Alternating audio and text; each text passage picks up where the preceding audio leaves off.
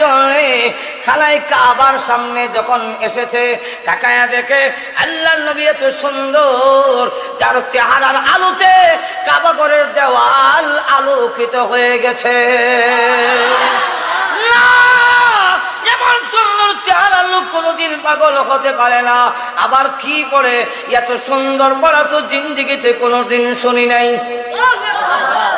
পাগলে পড়ে, পাগের আগের লাইন পরের লাইনে কোনো মিল, আর ধরে পার না, সুন্দর মিল নেই, অর্থেরও নবীজি পড়ে والشمس وضحاها والقمر إذا تلاها والنهار إذا جلاها والليل إذا يغشاها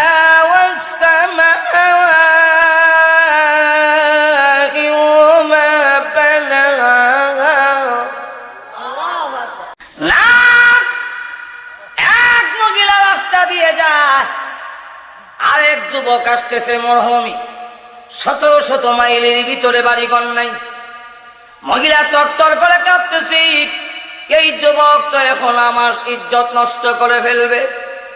কাছে আসার পরে যুবক ডাক দিয়ে বলে, মা গো, ও মা, রাস্তা হারাই লইছেন নাকি? আমার কাছে বলুন, আমি নিজ জিম্মাদারিতে আপনার গন্তব্যস্থানে পৌঁছাইয়ে দেই। মহিলা এবার ডাক দিয়ে, যুবক জবাব দে, তোর বাড়ি কি এই দেশে না? আরবের যুবকদের চরিত্র তো অত্যন্ত খারাপ। মহিলা দেখলেই জাপায়া পড়ে, তুই আমাকে মা মা বলে ডাক দিবি, আমার ইজ্জত নষ্ট করবি না, বুঝা লাইছি। ও যুবক, তোর বাড়ি কি এই দেশে না রে? যুবক ডাক দিয়ে বলে, মা গো, ও মা, আমারও চরিত্র এমনই ছিল, কিন্তু জানেন না, কিছুদিন আগে বিশ্ব নবী রাহমাতুল লিল আলামিনের হাত ধরে আমি কালিমা পড়ে মুসলমান হয়েছি। আল্লাহর নবী আমাকে কোরআন শিক্ষা দিয়েছেন। কোরআনে বলছে, এই মরুভূমিতে কেউ না থাকলেও আমার আল্লাহ আছেন। আল্লাহ আমাকে দেখতেছেন। ওগোমা, কিয়ামতের মাঠে আল্লাহর সামনে দাঁড়ায় জবাবদিহি করতে হবে। কোরআন আমাকে এই শিক্ষা দিয়েছে, এই কারণে গোমা আমি আগের জিনা এখন ছেড়ে দিয়েছি।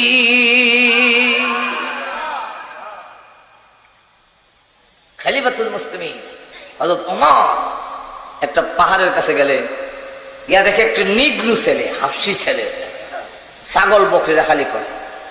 জিজ্ঞাসা করে, রাখা একটা ছাগল আমার কাছে বেচা দে, টাকাটা তোরে দিয়ে দে। রাখাল ছেলে জবাব দেয়, মালিক আমি নই, আমি রাখাল। লক্ষ্য করেন যে আমি তো মালিক নই, আমি রাখাল। হযরত উমর বলেন, তাতে কি, আমিও তো কারো কাছে বলবো না। কেন বলবো না? 2 নম্বর মাল যারা রাখে এরা পুরা দাম দেয় না।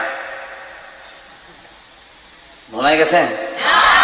চুরির মাল যারা রাখে এরা পুরা দাম দেয় না। যে কইলেন, আপনারা কি চুরির মাল রাখছেন? না না, নিজেই চুরি করছি, নিজেই চুরির মাল বেচছি। কিন্তু কোন সময়? ছোট সময় আব্বার বাবার ধান নেওয়ার দোকানে বেচতাম, বুট বাদাম খেয়ে। নেন দান, নেন, বুট বাদাম দেন। কত হয়েছে চাচা আমার দান দি? ও 10 টাকা। এত দান দিলাম 10 টাকা, আপনি কি কত করে মন ধরছে? বলে 150। কালকে আমরা দান বেচেছি 300, সামনে 150 কনকে। খুব বেশি করলে কয়ে দিন। তখন কইতাম, দেন দেন, যা তাই জোরে কন, ঠিক কিনা? আমি পুরা দাম দিতাম না। রাখাল ছেলেটি জিজ্ঞাসা করে, তাহলে আমার মালিক রে আমি কি কমু? মালিকের ফাঁকি দিবে, বলবে বাঘ একটা নিয়ে গেছে, এরকম নেই, মালিকে মানবে? বাঘে নিছে, মালিকে মাইনে নিব? এরকম প্রত্যেক দিনই ঘটে। ছেলেটি চোখ বড় করে, লাম্বা তো কম হয়েছেন না, খাস লোকটা বুঝি বদলাইছেন না। আপনার কাছে মনে হয় কোরআনের আলো যায়নি? হযরত উমর বুঝছেও বুঝে না, কোরআনের আলো কি? কোরআনের আলো হইল, কোরআনের শিক্ষা হইল এই পাহাড়ের আড়ালে মালিককে ফাঁকি দেওয়া সম্ভব, কিন্তু আবার আল্লাহকে ফাঁকি দেওয়া সম্ভব নয়।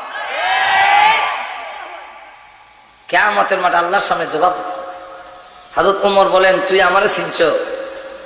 না, আমার নাম উমর ইবনুল খাত্তাব।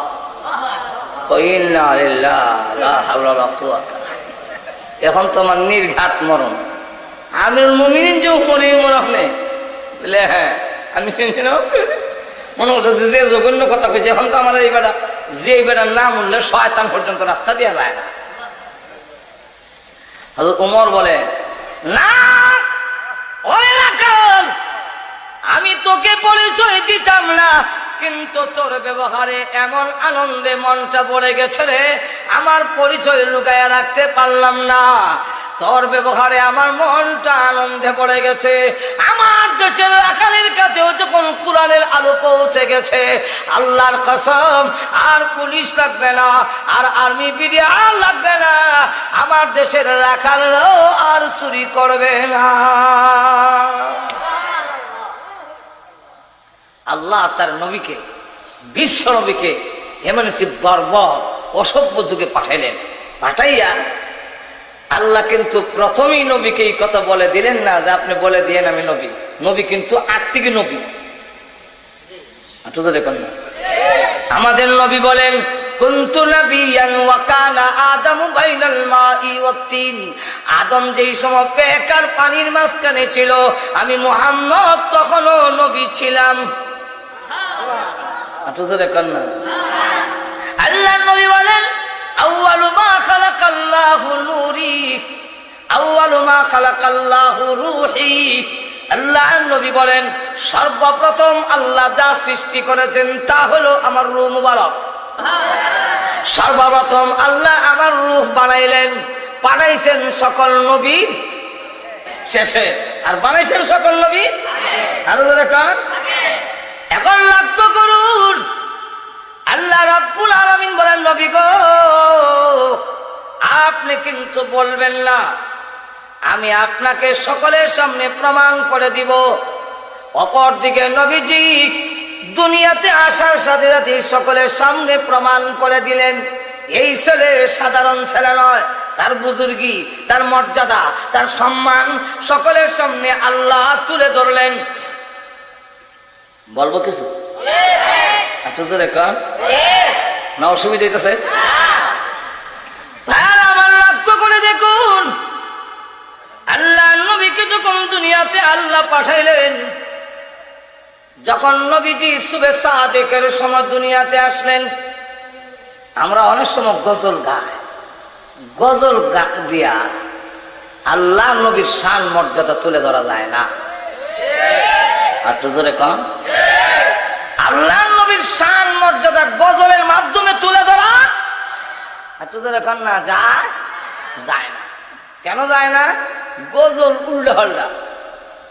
যেমন এক গজল গায়ে শুনছে একদিন কেসে দো, আকাশেতে লক্ষ তারার জোনাক জ্বলেছে, আল্লাহ তাআলা রহমতের দরজা খুলেছে, আর ইয়ামানের কুলে চাঁদ উঠেছে।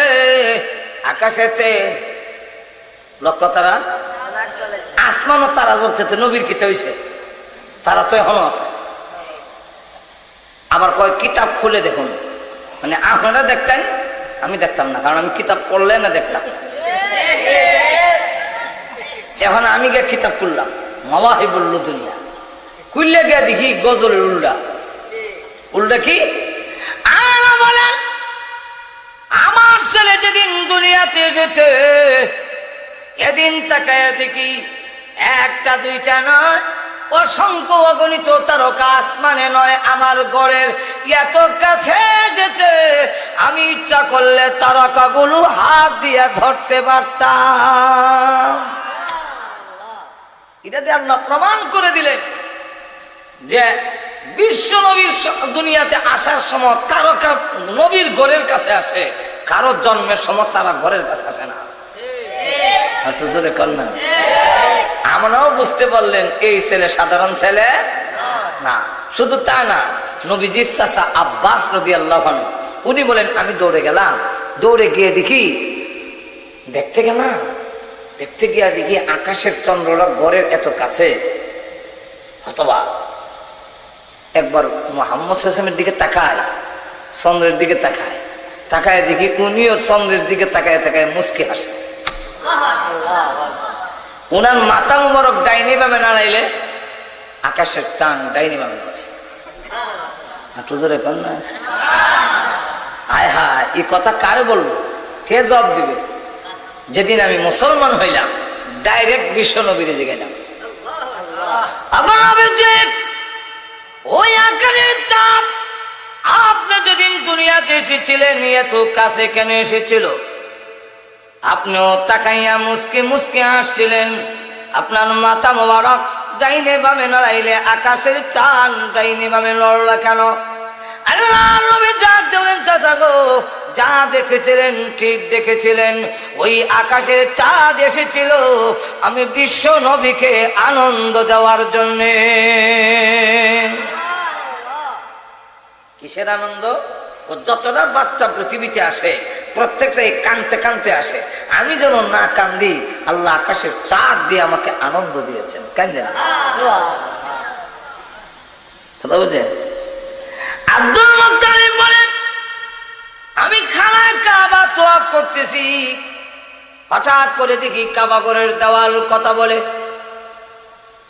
হ্যাঁ আরববাসীরা যার মাধ্যমে আল্লাহর গোলামি প্রতিষ্ঠিত হবে, সমস্ত মূর্তি পূজা উৎখাত হবে, সেই বিশ্ব নবীর আগমন হয়ে গেছে। কাবা ঘরের দেওয়ালের কথা শুনে আমি এমনি কাবা ঘরের দরজা দিয়ে ভিতরে তাকাইলাম, তাকায় দেখি যতগুলো মূর্তি ছিল একটাও খাড়া নাই, সবগুলো জমিনে পড়ে হাত পাও নাক কান ভেঙে টুকরা হয়ে গেছে। আল্লাহ প্রমাণ করে দেখা দিলেন বিশ্ব নবীর আগমন হয়ে গেছে, এই মূর্তিগুলো অপসারিত হয়ে যাবে, মূর্তি থাকবে না। হালিমাতুস সাদিয়া রাদিয়াল্লাহু আনহা বলেন আমিও দেখছি। কি? হালিমাতুস সাদিয়া বলেন কেউ বিশ্ব নবীকে নেয় না, কেন নেয় না? না নেওয়ার কারণ হলো ইয়তীম ছেলে যদি নেই পুরস্কার পাবো না। আর হালিমাকে কেউ সন্তান দেয় না, গরিব মহিলা, তার বুকেও দুধ নাই, উটের স্তনে দুধ নাই, ততপরে তার একটা বাচ্চা আছে, ঈদই দুধ পায় না। হালিমা ভাবলো একবারে খালি যাওয়ার চেয়ে এতিম ছেলেই নেই, যা পাইলাম তাও। আমেনা ভাবলেন কেউ যখন আসে না তো হালিমার কুলে দিয়া দিয়ে খাওয়ান কম পাইলেও সেখানের আবহাওয়া ভালো, সেখানের ভাষা ভালো, কারণ অনেক সময় রাজধানীর ভাষা ভালো থাকে না। আমরা বাংলাদেশের রাজধানী কোন? ঢাকা। ঢাকাইয়া ভাষা ভালো তো। একটা একটার জিগায় হুজুর কেমন ওয়াজ করলো রে, একটা একটার জিগায় হুজুরটা কেমন ওয়াজ করলো রে? হ্যাঁ বুঝায় হালায় ওয়াজ করছে যেমন বকরি লাগাইছে হালায়। হ্যাঁ কিন্তু হুজুরের ওয়াজের প্রশংসা করছে, মন্দ কইছে না, কিন্তু ভাষা শুনেন হালায় ওয়াজ করছে যেমন বকরি লাগাইছে হালায়। বকরির লেদা যেমন টট্টবায় পড়ে, হুজুরের মুখ থেকে এমন কথাগুলো টট্টবায় পড়ছে, একটা সাথে একটা লাগছে না হালায় এমন ওয়াজ। একবার বাপ মারা গেছে, কোটি কোটি টাকার মালিক, জীবনে নামাজ পড়ছে না। তো ইমাম সাহেবরা কয় হ্যাঁ জানাজা নামাজ পড়তাম না, এমনি তো এদের কারণ নামাজ পড়ছে না, এখন জানাজা হয়ে কি দিত। তার ছেলেরা এসে কয় হুজুর নামাজ যদি না পড়েন সামাজিক ভাবে এত আমরা কলঙ্ক হয়ে যায়, নামাজটা পড়ে দেন। কচ্ছে ঠিক আছে একটা কাফারা দাও, তোমার বাপ যে নামাজ পড়ছে না কাফারা দাও, তাহলে আমরা নামাজ পড়ে দেবো। ও কাফারা কত হুজুর? হিসাব করে দেখে 6 লাখ টাকা হয়েছে। হ্যাঁ কোটি কোটি টাকার মালিক, 6 লাখ টাকা দিলেই কি বেটা সম্পত্তি থেকে? এমন সময় হেরা কয় কি ডাইনিবি মসজিদ বামিবি মসজিদ হালায় নামাজ পড়লো না কে? আমরা এখন কাফারা দেব মুখে। ভাষা কেমন দিচ্ছেন তাও শুনতে। কিন্তু আমাদের বাংলাদেশে একটা অঞ্চল হইল কুষ্টিয়া, এখানের ভাষা যে জীবনে সরো সরয়া পড়ছে না, এর ভাষা উনলে মনে হবেন যে আমি ভাষ না। সেখানেও আমরা তফসিল করতে যাই, তো সেখানে গেলে দেখা যায় ডাক দেখো, হে সাজ্জাদে বাজারও যাবি নে, জাতি জাতি আর খাতি খাতি বেলাটা শেষ করে দিলে। বাবা বোঝা যায় পন্ডিত ঘুমাই গেছেন না কেমন। তাইবের ভাষা ভালো, আবহাওয়া ভালো, দেয়া দেই হালিমা তো সাদিয়ার কাছে। হালিমা কয় খালি যাওয়ার চেয়ে তিন ছেলে নিয়ে যায়। যেই মাত্র আল্লাহ নবীকে কুলে নিলেন, হালিমা তো সাদিয়া বলেন এমনি টাকা দেখি আমার বুকের মধ্যে দুধের জোয়ার এসে গেছে, আমার উটের স্তন দুধে ভরপুর হয়ে গেছে, আমার উট গুড়ে খানায় কাবার দিকে ফিরে গেছে। মাথা নত করে কাবা গরের সেজদা দিয়ে উট আবার মাথা উঠাইয়া এবার উটের জবান দিয়ে ডেকে ডেকে বলে, তোমরা কারা গো, দেখে যাও যার মাধ্যমে আল্লাহর গোলামি প্রতিষ্ঠিত হবে, সেই মুহাম্মদ আমার পিঠে আরোহণ করেছে। প্রভু এই পৃথিবীতে আসার পরে আব্বা কেমন ছিল চৌখ দেখে নাই প্রভু গো। হ্যাঁ প্রভু, একটা বছর মা ডাকতে পারিনি, মা বিদায় হয়ে গেল। 2টা বছর দাদার কোলে থাকতে পারিনি, দাদা বিদায় হয়ে গেলেন। তাহলে আমার কি হইল? আব্বা নাই, মা নাই, দাদাও নাই, ভাই বোন বলতে কেউ নাই, অথচ তামাম পৃথিবীর দায়িত্ব আমার মাথায় ছেড়ে দিয়েছ। নবীজি পাহাড়ের কাছে দিয়ে যায় আর কান্দে। আবু জাহেল এই সময় উঠে আরোহণ করে রাস্তা দিয়ে যায়, ডাক দে বলে, রে মুহাম্মদ রাস্তা হারে ফেলেছ, এই জন্য মনে হয় কান্দ। আল্লাহ নবী ডাক দেন, চাচা গো আমি রাস্তা হারাই নাই, আমাকে কাঁদতে দেন, আমার ব্যথা আপনি বুঝবেন না, আমাকে কাঁদতে দিন। আবু জাহেল কয়, না রে, এই অবস্থায় তোমাকে রেখে আমি চলে যেতে পারি না। জোর করে আল্লাহর নবীকে উটের উপরে উঠাইছেন, কিন্তু আবু জাহেলের পিছনে বসাইছে। নবীজি পিছনে, আবু জাহেল সামনে। এবার উটের লাগাম ধরে টান দেয়, চাবুক দিয়ে আঘাত করে উট সামনের দিকে যা। উট একটা কদম সামনে যায় না, পা গুলো উপর দিকে উঠাইয়া জোরে জোরে চিৎকার দেয়, যেমন বোঝা যায় আল্লাহর দরবারে কি বলতেছে। কিছুক্ষণ বলে দেখা যাক উটের জবান আল্লাহ খুলে দিয়েছে।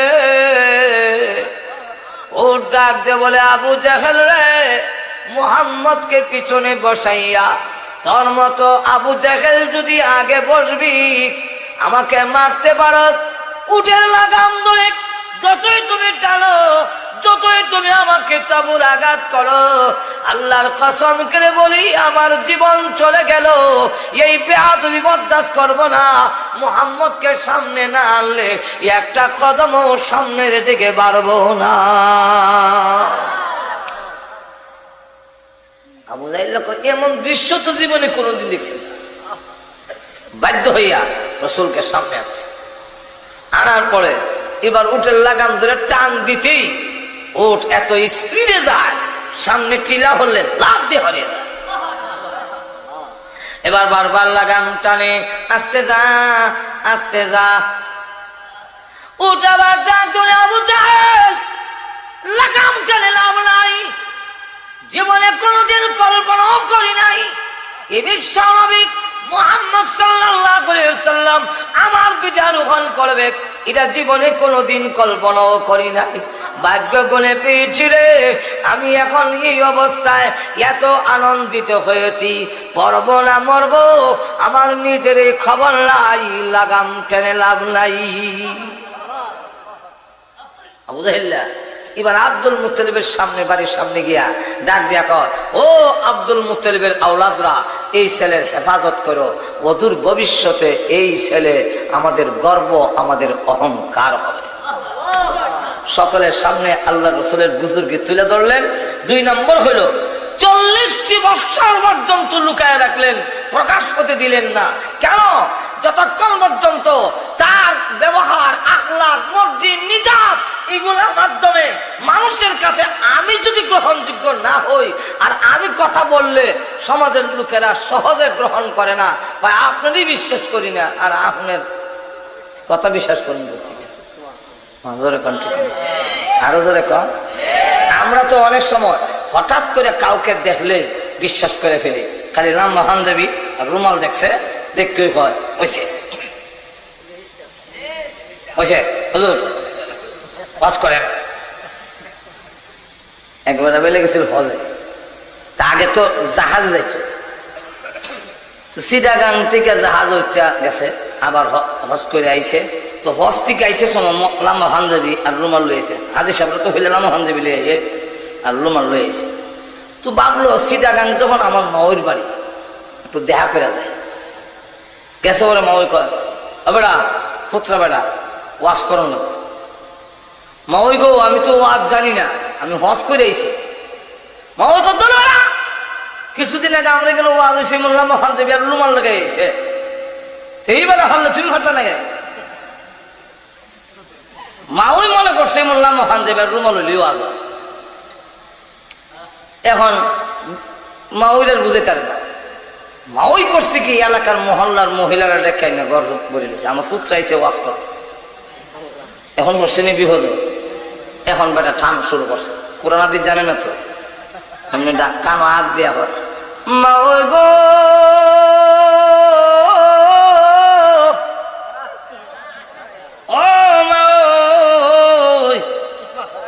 আরে যখন নাকি আমি চিটাগাং থেকে জাহাজ উঠলাম, জাহাজ যখন সাইরা দিল গো, ও পানি ছাড়া আর কিছু দেখছি না। এরপরে যখন নাকি আমি জিদ্দা গিয়া নামলাম, তোমা ওই গো বালু ছাড়া আর কিছু দেখছি না। এমনি তো সব মহিলা তো এক সমান না, কিছু তো সচেতন আছে। দেখো কি বউ তোমার ভূত চাইতে কিতে ওয়াজ করে, কোরআনও নাই হাদিসও নাই, খালি কয় বালু ছাড়া কিছু দেখছি না, হানি ছাড়া কিছু দেখছি না। ইতে কিতা কহ কথা তো ঠিক, কোরআন তো কইল না, হাদিস কইল না, যে তুমি দি সিল্লি মারছো। আমি কি আর ইতা বুঝছি, টানের ছোটই সিল্লি মারছে। আমরা দেশে কিছু আছে টানের ছোটে সিল্লি মারুন। দেখি একবার ওয়াজ করতেছে কিতা, মক্কা গেলাম, মদিনা গেলাম, দেখা গেলাম সিলেট গেলাম, আরে হরসপুরের মতো এমন জায়গা পাইছিলাম। এমনি একবার তো অনেক যুবক ছেলে দিকে কিতা আসা কয় মক্কা গেছে, মদিনা গেছে, দেখা গেছে সিলেট গেছে, হরসপুরের মতো এমন জায়গা পাইছে না।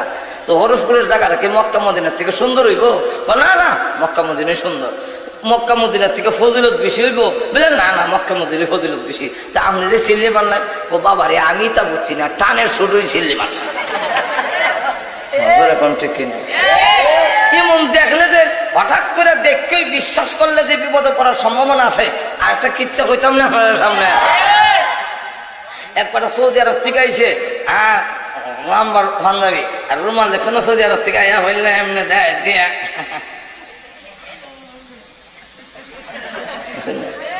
এটা মোটামুটি একটা সুন্দরই লাগে। তো এবার সৌদি আরব থেকে আইসে পাঞ্জাবি আর রুমাল থইছে, থয়ে গেছে কেন, আর শুধু বাইরে বাইসাগুলো তো খুব সুন্দর লাগে। তা আমি একবার কাউকে দেখি কিরম লাগে, রুমাল লাগাই পাঞ্জাবি লাগাই, আয়নার সামনে দেখা যায় মোটামুটি খারাপ না। তো গ্রামের বাজার একটা চক্কর দিয়াই, আমরা নিয়ম আছে সুন্দর পোশাক যেদিন লাগাইতাম এদিন একটু চক্করও বাড়িতাম। তো বেটা বাজারে গেছে, বাজারের মসজিদ তো বেড়া খেরা থাকে না, ইমামও ঠিক নাই, বাজারের মসজিদ তো এমনি গিয়া উঠছে, পরে গিয়া যখন বাজারে উঠছে এমনি দেখে আসরের আজান দেয়। তো বেটা ভাবলো কান্না পাঞ্জাবি আর রুমাল লাগাইছি, যদি মসজিদও না যায় মানুষ মিয়া রুমাল পাঞ্জাবি লাগাই নাও সরো না। তো যা আজানটা যখন হচ্ছে মসজিদে যাই, মসজিদে গিয়া দেখে সব বসে রয়েছে, ইমাম খুঁজতেছে, সকলে মিলে হয় এই যে হুজুর আছে, হুজুর নামাজ পড়ান, রুমাল বাইসাবে হেরা কয় বাইসাবের রুমাল হইলে কিন্তু নামাজ হইতো না, কফান যাবেও বাইসাবে। হে বুঝাইতে চাইতেছে যে আরো জনের গাও দিয়ে আইছি, আরে আসলে বলে আমি হুজুর না, কিন্তু এরা বুঝে না। এমনি আরেকটা কয়, আরে আল্লাহওয়ালারা সহজে ইমামতির যাইতো চায় না, এরা জোর করে দেওয়ার লাগে। এমনি কয়েকজনে মিললে জোর করে দিছে ইমামতি দিছে বলে, তখন হ্যাঁ ভালো করে নামাজই পড়ে না, আর আজকে খাইয়া বসে ইমামতি। যাক আসরের নামাজ অনেক সুরা খেলার তোর জোরে হরণ লাগে না, কিন্তু এটা তো জানে নিয়ত বাইন্দা খারে রুকুত গিয়ার হলে সেটা যায় কারো এখানে কোনো সুরা খেলাত না, খালি দিস করতেছে বেড়া খারাপ ভাঙ্গা একটা ফাঁকাটা বাইরে জন্মা। তবে এখন তো যেমন যেত না, সেজদাত ফলাই দিত। আল্লাহু আকবার করে সবাই সেজদাত ফলাইছে। পালাইয়া যখন সবাই সুবহান রাব্বিয়াল আলা হইতাছে, হ্যাঁ আপাইয়া ওই ভাঙ্গাটা বেরিয়া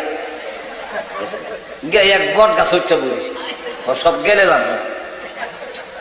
হ্যাঁ 5 বার 7 বার 9 বার 11 বার করে পড়তেছে সুবহান রাব্বিয়াল আলা।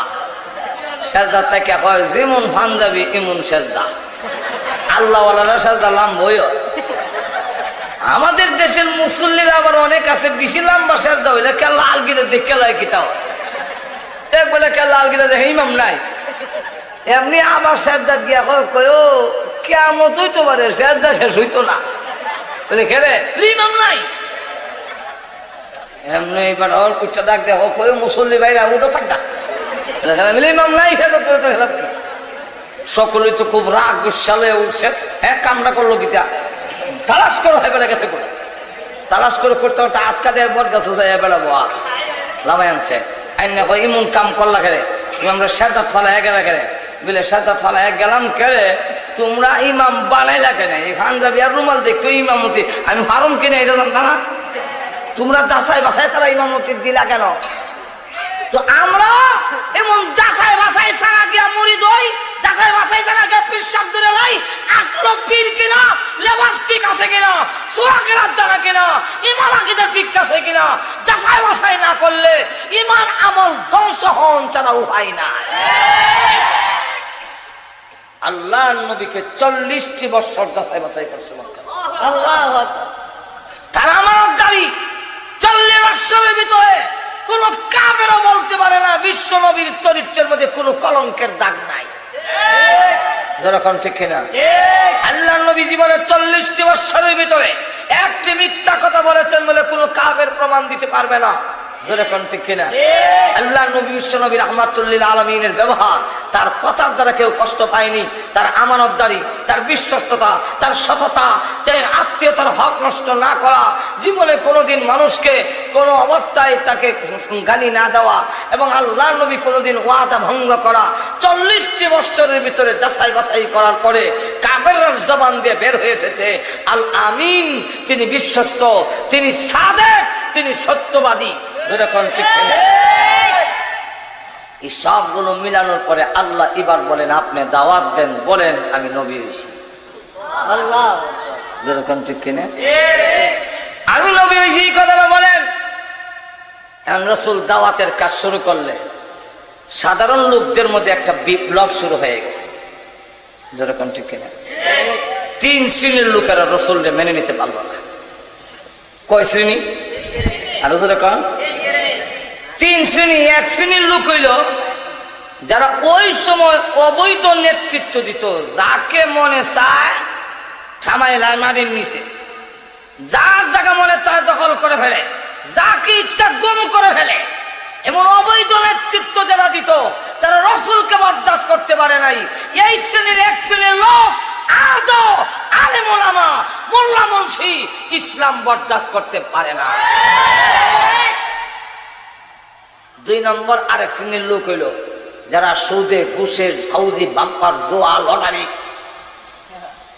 অবৈধ টাকা কামাই করে। এরা রাসূলকে মেনে নিতে পারল না। এই শ্রেণীর লোকেরা এখনো মোল্লা দেখলে লেখার জন্য আরম্ভ। মোল্লারা দেশ টাকায় শেষ করে। কি টাকাইলাম? কোরআন দেখাইলাম, সব তো তোমরাই খাইছো, আমরা কি দেখাইলাম? আমার জিন্দিগিতে 100টা গম খাইছি না, সরকারের খাইছি না। ইনকাম ট্যাক্স দেই, গাড়ির ট্যাক্স দেই, বাড়ির ট্যাক্স দেই, আমরা দেই, খাই না। আর সরকারের সুবিধা তো খাই না। রাস্তাঘাট গেল ঠেক না, গাড়ি আরো ভাঙে। নজর এখন ঠিক বলা গেছে। আর এক একজনের ভাষণ, অমুক বাইরে দিলে ভোট, ভবিষ্যতে হবে সুখ, আরো অসুখ বাড়ে। কথাবার্তা শুনলে বোঝা যায় চাউল ডাইল এমন সস্তা হবে, বস্তা বইরা হারাই রাখবো রাস্তার কাছে চাউল, খালি বস্তার থেকে খালি ডাম ডুম বইরা না তেল এমন সস্তা হইব, খালে দাবাই খালি জগ বালতি বুড়াই আইনে লেতে। কিন্তু দেখা যায় ক্ষমতা যাওয়ার পরে জিনিসের দাম খালি আরো বাড়ে। আর তো ধরে কন্যা চাউলের দাম এখন বাড়ছে না কমছে, এটা আমার জায়গায় এলাম না, আপনি ফ্যাক্টরি জায়গায় হইতাম না, আমরা কই যেতাম না। কেন কইতারি না? চালের দাম বাড়লো না কম, কত দাম আমি কইতারি না, আসলে কইতারি না। কেন? আমরা তো সারা বছর মানুষের গরুই খাই। জোরে কোন ঠিক কিনা? কিন্তু আপনার তো খবর আছে না, জোরে কোন ঠিক কিনা? আমাদের এই দেশের কর্মকর্তারা দোষে, পুলিশের দোষে, এরা ঘুষ খাইলা এইটা করে একজন পুলিশের যে বেতন হওয়ার কথা, যেই পরিমাণ হইলে তার